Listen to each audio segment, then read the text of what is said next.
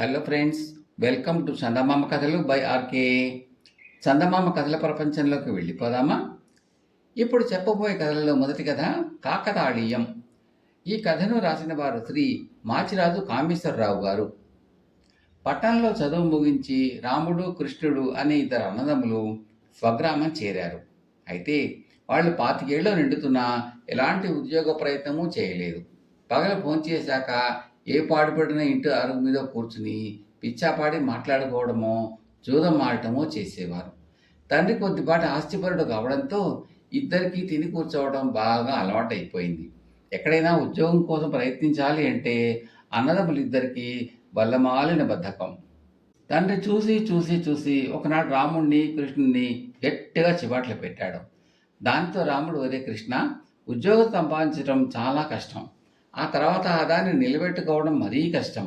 మనకేదో తినడానికి ఇంత ఉన్నది కదా, నేను ఒక ఉపాయం చెప్తాను, వింటావా అని తమ్ముడిని అడిగాడు. సరే, ఆ ఉపాయం ఏమిటో చెప్పు అన్నాడు కృష్ణుడు. మనం ఉదయం భోజనం చేయగానే ఉద్యోగ ప్రయత్నంలో పట్టణం వెళ్తున్నట్టు ఇంట్లో చెబుదాం. ఆ తర్వాత బయలుదేరి ఊరవతల ఎక్కడైనా మంచి ప్రదేశం చూసుకుని అక్కడ సాయంత్రం వరకు కాలక్షేపం చేసి ఇంటికి తిరిగి వద్దాం. ఇక ఇంట్లో రాత్రి భోజనం ఉండనే ఉంటుంది. ఏమంటావు అన్నాడు రాముడు. కృష్ణుడికి ఈ ఉపాయం నచ్చింది. వాడు సరే అన్నాడు. ఆ మర్నాడు ఇద్దరు భోజనాలు చేసి బయలుదేరారు. వాళ్ళు ఊరి పొలి మీద దాటగానే ఒక డొంకదారి పక్కగా పెద్ద రావి చెట్టు ఒకటి కనిపించింది. ఇది భేషైన చోటు. ఎండవేళ చిన్న కునుకు తీయాలనుకుంటే ఎంత మంచి నీడ అన్నాడు కృష్ణుడు. అవును సుమా, ఇక్కడ కొద్ది శుభ్రత చేసుకుంటే గంటల్ని క్షణాల్లా గడిపేయచ్చు ఈ చెట్టు నీడలో అన్నాడు రాముడు. ఇద్దరు చెట్టు కింద ఉన్న ఎండుటాకులు, చిన్న చిన్న రాళ్ళు ఏరి దూరంగా పారవేయసాగారు. ఆ సమయంలో ఆ దారిన ఊళ్ళోకి పోతున్న తులసమ్మ అనే ఆవిడ వాళ్ళని చూసి, ఎప్పుడు కొయ్యదిమ్మల్లాగా ఊళ్ళోనే పనుండే మీరు ఊరవతల ఇక్కడ పనిచేస్తున్నారేమిటి, విడ్డూరంగా ఉంది అంటూ వాళ్ళని పలకరించింది. ఈ తులసమ్మ బాగా డబ్బు కలావిడ, బాగా తిక్క మనిషి కూడాను. కొందరావిడ్ని మందమతి అని కూడా అంటూ ఉంటారు. మన ఊళ్ళో అందరి కోసం ఇక్కడ కష్టపడుతున్నామత్తయ్యా, ఇక్కడ గుడి కడతాం అన్నాడు రాముడు వేళాకోళంగా. రామకృష్ణుల గుడి అన్నాడు కృష్ణుడు. ఎంత మంచి పని చేస్తున్నారా, కట్టబోయే గుడికి నా విరాళంగా ఈ గాజులు ఉంచుకోండి, పని మాత్రం వేగిర ముగించండి అంటూ తులసమ్మ తన చేతి గాజులు రెండూ తీసి రావి చెట్టు మొదట్లో పెట్టి ఊళ్ళోకి వెళ్ళిపోయింది. ఎండలో దగదగా మెరుస్తున్న ఆ గాజులను చూడగానే రామకృష్ణుల కళ్ళు చెదిరిపోయాయి. ఎంత లేదన్నా 4-5 వేల రూపాయలు చేసే గాజులు, పట్నం పట్టుకుపోయి అమ్మేద్దాం అన్నాడు రాముడు. ఇంకా ఆలస్యం ఎందుకు, ఆ తిక్క తులసమ్మ ఇంట్లో చెప్పిందంటే నాన్న పరుగు పరుగును వచ్చేస్తాడు. ముందు డబ్బు చేసుకుని ఆ తర్వాత మాకేమీ తెలియదు అని బొంకేద్దాం అన్నాడు కృష్ణుడు. ఇద్దరూ పట్నం చేరేసరికి మిట్ట మధ్యాహ్నం అయింది. బజారులో ఒక చోట వాళ్లకు నగల దుకాణం ఒకటి కనిపించింది. రాముడు కృష్ణుడితో, ఒరే, మనకు ఈరోజు బంగారం ధర తెలియదు. నేను దుకాణం బయటే ఉంటాను. నువ్వు దుకాణం లోపలికి వెళ్ళి గాజులు కొనేవాడిలాగా బేరం చేసి ధర తెలుసుకో. ఆ తర్వాత మన దగ్గరున్న వీటిని అమ్మచూపుదాం. లేకపోతే సగం ధర కూడా గిట్టదు మనకు అన్నాడు. ఆ తర్వాత వాడు నగల దుకాణం ఎదురుగా ఒక ఇంటి అరుగు మీద గాజుల్ని రెండునే దాచుకుని కూర్చున్నాడు. కృష్ణుడు దుకాణంలోకి వెళ్ళి మంచి గాజుల జత కావాలి, ఈరోజు బంగారం ధర ఎలా ఉంది అని షావుకారుని అడిగాడు. దుకాణంలోని పనివాళ్లు భోజనాలకు వెళ్ళడంతో షావుకారే రకరకాల గాజుల జతలు తీసి కృష్ణుడికి చూపుతూ, ముందు నచ్చిన జత ఎంచుకోండి, పనితనాన్ని బట్టి ధర ఉంటుంది అన్నాడు. కృష్ణుడు గాజులు చూస్తూ ఉండగా ఖరీదైన దుస్తులలో ఒక మనిషి వచ్చి, కొత్త రకపు హారాలు చూపించండి, దేని ధర కూడా 10,000కు తక్కువలో ఉండకూడదు అన్నాడు. షావుకారు రకరకాల హారాలు తెప్పించి అతని ముందు పెట్టి ఒక్కొక్క దాని గురించి వివరాలు చెప్పసాగాడు. కృష్ణుడు తమ దగ్గర ఉన్న గాజుల జత రకం గాజులు షావుకారుకు చూపి, వీటి ధర ఎంతో చెప్పండి అని అడిగాడు. షావుకారు ఆ గాజులు తీసుకుని బంగారం ధర చెప్పేందుకు ఆలోచిస్తూ ఉండగా ఖరీదైన దుస్తుల్లో వచ్చిన మనిషి కోపంగా, నేను దుకాణంలో ఉండగా దాని యజమాని మరొకరి పని చూడటం నా జన్మలో ఎక్కడా జరగలేదు. ఏ అవమానం భరించి ఒక్క క్షణం కూడా ఇక్కడ ఉండను అంటూ విసురుగా బయటికి వెళ్ళిపోయాడు. మంచి బేరం పోయినందుకు షావుకారు బాధపడి హారాలను పెట్టెల్లో పెడుతూ కెవ్వమని అరిచాడు. ఒక పెట్టెలో ఉన్న హారం మాయమైంది. అతడి కేకవని దుకాణం ముందుగా పోతున్న ఇద్దరు రక్షభటులు లోపలికి వచ్చారు. ఇది చూసి కృష్ణుడు చల్లగా బయటికి జారుకోవాలని చూశాడు. అయితే రక్షక భటులు వాడి చేయి పట్టుకుని, ఏం కొనాలని వచ్చావు అని అడిగారు కటువుగా. కృష్ణుడికి నోట మాట పెగలలేదు. షావుకారు రక్షక భటులతో, నేను ఈ కుర్రవాడికి గాజులు చూపిస్తూ ఉండగా కోపం వచ్చినట్టు నటించి ఆ దొంగ విధవ 12,000 ఖరీదు చేసి హారం ఎత్తుకుపోయాడు అన్నాడు. రక్షక భటులు కృష్ణుడికేసి అనుమానంగా చూస్తూ, చూడబోతే వాడు వీడు తోడు దొంగల్లా ఉన్నారు. బంగారం గాజులు కొనడానికి వచ్చిన నీ దగ్గర ఎంత డబ్బు ఉందో చూడని అంటూ కృష్ణుడు దుస్తులు వెతికారు. కృష్ణుడి దగ్గర ఒక్క పైసా కూడా లేదు. అప్పుడు రక్షక భటులు కృష్ణుడు మెడపట్టుకుని, నీ తోడు దొంగ పేరేమిటి, ఎక్కడ ఉంటాడు అని గద్దించి అడిగారు. కృష్ణుడు కళ్ళ వెంట నీళ్లు పెట్టుకుని జరిగిందంతా వాళ్ళకి చెప్పి, తులసమ్మత్తతో వేళాకోళంగా అన్నమాట, నేను దుకాణంలో ఉండగా ఆ ఘరానా దొంగ రావడం, ఇదంతా కాకతాళీయం అన్న సామెతలాగా జరిగి మేము చిక్కుల్లో పడిపోయాం. కావాలంటే రాముడి దగ్గర ఉన్న బంగారం గాజులు తీసుకుని మమ్మల్ని వదిలేయండి అన్నాడు. అయితే రాముడు దుకాణంలో షావుకారు పెట్టిన కేకలు, రక్షక భటులు లోపల వెళ్ళడం చూసి ఏదో గొడవ జరిగిందని పక్కనే ఉన్న సందులోకి పారిపోయాడు. కృష్ణుడు రక్షక భటుల్ని దుకాణాల్లోంచి బయటికి తీసుకువచ్చి చూస్తే రాముడు ఎదురింటి అరుగు మీద కనిపించలేదు. ఇంత చిన్న వయసులోనే ఎంత నేర్పుగా అబద్ధాలు ఆడుతున్నావు, పద కచేరీకి అని రక్షక భటులు కృష్ణుడిని వెంట పెట్టుకుని బయలుదేరారు. ఈ లోపల రాముడు పక్క సందులో చాలా దూరం పరిగెత్తి రాసపాట మీదికి వచ్చి ఒక బాడుగు బండిని ఆపాడు. అప్పటికే అందులో ఒకతను ఉన్నాడు. అతడు రాముడిని, ఎక్కడికి ప్రయాణం, బండెతనికి చెప్పావు కాదే అన్నాడు.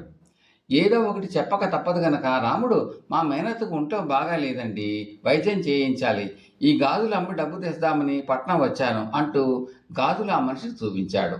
అతను ఆ గాజులు తీసుకుని అటు ఇటు తిప్పి చూసి, నేనేమన్నా వెర్రిబావుల వాడిని అనుకున్నావా, ఇవి పూత పూసిన బంగారం గాజులు, కళ్ళు మూసుకునైనా ఈ విషయాన్ని నేను కనిపెట్టగలను అంటూ వాటిని పక్కనే ఉన్న మురు కాలువలో గిరవాటేశాడు. రాముడు ఒక్క క్షణం నిర్ఘాంతపోయి అంతలోనే తేరుకుని పట్టరాని కోపంతో, నా గాజుల్ని అలా పారవేయడానికి నువ్వెవడివిరా అని అతడి మీద కలబడ్డాడు. ఆ ఇద్దరి తన్నులాటలో బండివాడు పట్టుతప్ప కింద పడ్డాడు. బండి అదుపు తప్పి పక్కనే ఉన్న కాలువలో పడిపోయింది. రాముడు వాడితో దెబ్బలాడుతున్నవాడు బండిలోంచి బయటికి దూకేశారు. ఆ సమయంలో కృష్ణుడిని కచేరీకి తీసుకుపోతున్న రక్షక భటులు అటుగా వచ్చారు. కృష్ణుడు వాళ్లకు రాముడి పక్కనున్న వాడిని వాళ్లకు చూపుతూ, వాడే దుకాణాల్లోంచి హారం కాజేసుకుపోయినవాడు, ఆ పక్కనున్నది మా అన్న రాముడు అన్నాడు. రక్షక భటులు వాడిని సోదా చేయగా దొంగిలించిన హారం బయటపడింది. అంటే భాగాలు కుదరక మీ అన్న వీడితో దెబ్బలాడుతున్నాడన్నమాట. ముగ్గురు తోడు దొంగలే, పదండి కచేరీకి అని రక్షక భటులు ముగ్గురిని కచేరీకి తీసుకుని పోయారు. అక్కడ రాముడు, కృష్ణుడు కొత్వాలకు మరొకసారి జరిగిందంతా చెప్పారు. కొత్వాలు నిజానిజాలు తెలుసుకునేటందుకు వాళ్ళ తల్లిదండ్రుల్ని, తులసమ్మని కూడా పిలిపించాడు. వాళ్ళు నిర్దోషులు అని తేలిపోయింది.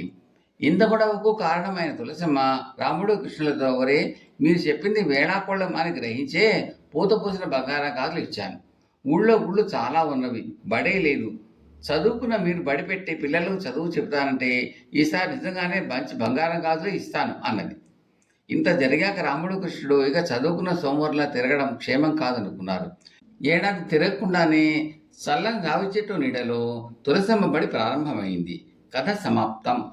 తరువాతి కథ కలియుగ భీముడు. ఇది బేతాళ కథ. పట్టువదలని విక్రమార్కుడు చెట్టు వద్దకు తిరిగి వెళ్ళి చెట్టుపై నుంచి శవాన్ని దించి భుజాన వేసుకుని ఎప్పటిలాగే మౌనంగా శ్మశానకేసి నడవసాగాడు. అప్పుడు శవంలోని బేతాళుడు రాజా, నీలా దుర్ఘటమైన పనులు మీద వేసుకుని తాము కోరినది సాధించిన వారున్నారు, కానీ శశికేతుడు లాగా చేతికన్న ఫలితాన్ని కాలతనిన వారు మాత్రం ఎవ్వరూ లేరు. శ్రమ తెలియకుండా నీకు శశికేతుడు కథ చెప్తాను విను అంటూ ఇలా చెప్పసాగాడు. నవకేతన నగరానికి పుష్పకేతుడు అనే రాజు ఉండేవాడు. ఆయన ఎంత మంచివాడంటే ప్రజలు ఆయన కోసం ప్రాణాలు వదలడానికైనా సిద్ధంగా ఉండేవారు. అలాంటి పుష్పకేతుడిని సంతానలేమి ఒకటి చాలా బాధించేది. ఈ బాధను ఆయన చాలా కారణం తన మనసులోనే దాచుకుని చిట్ట చివరకు ఒక రోజున తన పురోహితుడితో చెప్పుకున్నాడు. పురోహితుడు మహాజ్ఞాని. ఆయన రాజుతో, మహారాజా, ప్రజలంతా మీ బిడ్డలే కదా, అయినా మీకు బిడ్డలు కలగాలన్న కోరిక మీకున్నట్టుగానే ప్రజలందరికీ కూడా మీకు బిడ్డలు కలగాలని ఉండటం సహజం. ప్రజలందరికీ సంతర్పణ చేయండి. వచ్చిన వారిని అందరి నుంచి సుపుత్రుడు కలగాలి అని ఆశీర్వాదం పొందండి. ప్రజలందరూ మనస్ఫూర్తిగా చేసే ఆశీర్వాదం వృధా పోదు అన్నాడు. పుష్పకేత మహారాజు పురోహితుడు చెప్పినట్టే చేశాడు. దేశంలో ఉన్న సమస్త జనానికి సమారాధన అవిచ్ఛిన్నంగా జరిగింది. భోజనం చేసి వెళ్ళే ప్రతి మనిషి చేత రాజు ఆశీర్వాదం పొందాడు. అందరి ఆశీర్వాదాలు ఫలించి ఏడాది తిరిగేసరికల్లా రాజుకి ఒక చక్కని కొడుకు కలిగాడు. అతనికి శశికేతుడు అని పేరు పెట్టుకున్నారు. శశికేతుడికి తండ్రిలోని సద్గుణాలు అన్నిటితో పాటు అసాధారణమైన ధైర్యము, బలము కూడా పెంపొందాయి. యుక్త వయసు రాగానే అతనికి పెళ్లి చేయి నిశ్చయించి అనేక దేశాల రాజకుమార్తెలను చూశారు. వారెవ్వరూ అతనికి నచ్చని కారణం చేత అప్పుడే నాకు పెళ్లి దేనికి అంటూ శశికేతుడు తాత్సారం చేస్తూ వచ్చాడు. కానీ అతనికి కూడా పెళ్ళాడాలన్న కోరిక లేకపోలేదు. ఒకనాడు అతడు తన పురోహితుడి ఇంటికి వెళ్ళి, స్వామి, నాకు తగిన కన్య ఎక్కడున్నదో చెప్పగలరా అని అడిగాడు. నాయన, రుద్రజటం అనే దేశాన్ని ఏలే జితసేన మహారాజు కూతురు తప్ప నీకు భార్య కాదగిన కన్య మరొకటి లేదు అన్నాడు పురోహితుడు. ఈ మాట వింటూనే శశికేతుడు తన కత్తి మాత్రమే తీసుకుని గుర్రమెక్కి రుద్రజటానికి బయలుదేరాడు. అతను రాజధానికి చేరి ఒక పేదరాశి పెద్దమ్మ ఇంట బస చేసి, పెద్దమ్మ, నేను ఈ దేశపు రాజకుమార్తెను పెళ్లాడాలని వచ్చాను. ఎవరి ద్వారా ప్రయత్నం చేయమని సలహా ఇస్తావు అని అడిగాడు. పెద్దమ్మ నిట్టూర్చి, అయ్యో నాయన, నీ వంటి వాళ్లకు 100 మందికి ఆ రాజకుమార్తె ఇప్పటికే పెళ్లిళ్ళు చేసేసింది. వాళ్ళ తలలని కోటగుమ్మానికి తోరణంలాగా వేలాడుతున్నాయి. నా సలహా అడిగినట్టయితే వచ్చిన దారే మీ దేశానికి వెళ్ళిపో అన్నది. అదేమిటి, అలా ఎందుకు జరిగింది అని శశికేతుడు పెద్దమ్మని అడిగాడు. ఏం చెప్పమంటావు నాయన, మా రాజుగారు అమ్మాయి 4 ఏళ్ల పిల్లగా ఉండగా ఎవరో మంత్రగాడు ఎత్తుకుపోయాడని చెప్పుకున్నారు. 2 రోజుల పాటు దేశమంతా టుడికిపోయింది. ఆ తర్వాత రాజుగారు చాటింపు వేయించి తన కుమార్తెను ఎవరూ ఎత్తుకుపోలేదని, ఆమె అంతఃపురంలో సురక్షితంగానే ఉన్నదని ప్రజలకు తెలియవచ్చాడు. 2 ఏళ్ల క్రితం ఆ పిల్లకు యుక్త వయసు వచ్చింది. పెళ్లి ప్రయత్నాలు ప్రారంభించారు. అనేక మంది రాజకుమారులు ఆమె అందచందాలను విని పెళ్లాడతామని వచ్చారు. తనను పెళ్లాడడానికి రాజకుమార్తె ఒక షరతు పెట్టింది.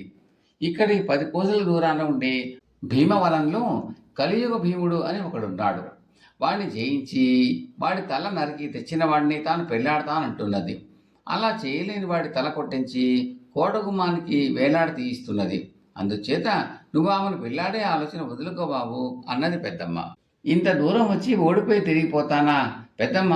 రాజకుమార్తె ఇలా రాజకుమార్ తలను నరికేస్తూ ఉంటే రాజైనా ఇదేమిటి అనడా అని శశికేతుడు అడిగాడు. ఏం చెప్పమంటావు నాయన, ఆ రాజు పిరికివాడు, కూతురుంటే భయపడతారని అంతా చెప్పుకుంటారు అన్నది పెద్దమ్మ. మర్నాడే శశికేతుడు రాజభవనానికి వెళ్ళి, నన్ను రాజకుమార్తె పెళ్లాడుతుందేమో తెలుసుకోవడానికి వచ్చాను అని రాజు కబురు చేశాడు. అతన్ని భటులు లోపలికి తీసుకుని పోయారు. సింహాసనాల మీద ఒక పక్కగా రాజకుమార్తె, మరొక పక్క రాజు కూర్చొని ఉన్నారు. శశికేతుడు మరొక ఆసనం మీద కూర్చొని తాను వచ్చిన పని వాళ్లకు చెప్పాడు. రాజకుమార్తె అతని కేసి వెటకారంగా చూస్తూ, భీమవనంలో ఉండే కలియుగ భీముడు శిరస్సు తెచ్చి నాకు చూపినట్టయితే నేను ఎవరినైనా పెళ్లాడతాను. అందుకు ఒప్పుకుని వెళ్ళి కలియుగ భీముడి శిరస్సు తెలియకపోయిన వాడి శిరస్సు నరికి మా కోటగుమ్మానికి వేలాడి కట్టిస్తాను అన్నది. శశికేతుడు గట్టిగా నవ్వి, ఆ కలియుగ భీముడి శిరస్సు తెలియకపోతే నా దారిని నేను హాయిగా వెళ్ళిపోతాను, కానీ నా శిరస్సును ఈ కోటగుమ్మానికి అలంకారంగా ఎందుకు ఇస్తాను అన్నాడు. రాజకుమార్తె అతనికి చురచురా చూస్తూ, ఇక్కడికే తిరిగి వస్తావు, రాకుండా ఉండటం నీ చేతిలో ఉండదు, తెలిసిందా అన్నది. శశికేతుడు అక్కడి నుంచి బయలుదేరి తన గుర్రం మీద భీమవనానికి వెళ్ళాడు. ఆ భీమవనం చాలా అందమైనది. అందులోకి చాలా దూరం వెళ్ళాక ఒక ఇల్లు కనబడింది. అతను ఆ ఇంటి ముందుకు వెళ్ళి తలుపు తట్టేసరికి ఒక అమ్మాయి వచ్చి తలుపు తీసి శశికేతుని చూసి కొంచెం కంగారపడి, ఎవరు మీరు, ఇక్కడికి ఏం పని మీద వచ్చారు, వెంటనే వెళ్ళిపోండి అన్నది. శశికేతుడు ఆమె అందం చూసి క్షణసేపు నిర్ఘాంతపోయాడు. నేను ఒక పని మీద వచ్చాను, కలియుగ భీముడు ఎక్కడ ఉంటారో చెప్పగలవా అని అతను అడిగాడు. ఇదే ఆయన ఇల్లు, మీకు ఆయనతో ఏం పని అని ఆమె అడిగింది. ఆయనతో యుద్ధం చేసి ఆయన తల తీసుకుపోయి రాజకుమార్తెను పెళ్లాడతాను అన్నాడు శశికేతుడు. ఆయనను జయించడం ఎవరి తరము కాదు అన్నది ఆమె. జయించలేకపోతే ఆయన చేతిలో ఓడి చనిపోతాను, ఎలాగైనా ఒకటే. నేను ఆయన తల తీసుకురాకపోతే రాజకుమార్తె నా తల తీయిస్తుంది అన్నాడు శశికేతుడు. నేను ఆయన కుమార్తెను. మా తండ్రి ఈ పక్కనే జువ్వు చెట్టు కింద నిద్రపోతూ ఉంటాడు అన్నదామె. సరే వస్తాను అని శశికేతుడు బయలుదేరుతూ ఉండగా ఆమె అతన్ని వెనక్కి పిలిచి రహస్యంగా, ఆయన తల దొరికినట్టయితే దాన్ని ఎక్కడా కింద పెట్టవద్దు, చేతిలోనే పట్టుకుని తిన్నగా నా దగ్గర రండి అన్నది. శశికేతుడు ఆమె చూపిన దిక్కుగా వెళ్ళి జువ్వు చెట్టు కింద పడుకుని నిద్రపోతున్న మహాకాయుడు ఒకడిని చూశాడు. అతను ఆ కలియుగ భీముడిని ఒక్క తన్ను తనేసరికి ఆ మనిషి లేచి కూర్చుని నన్నెందుకు లేపావు అని అడిగాడు. నువ్వే కలియుగ భీముడు అయితే కత్తి తీసుకుని యుద్ధానికి రా అన్నాడు శశికేతు. కలియుగ భీముడు ఏ ఆయుధము లేకుండానే కలియబడ్డాడు. శశికేతుడు కూడా కత్తి దోయక కలియుగ భీముడితో బాహాబాహి యుద్ధం సాగించాడు. కొంతసేపు ఇద్దరు యుద్ధం చేశాక కలియుగ భీముడు కాస్త వెల్లకిదిలా పడిపోయాడు.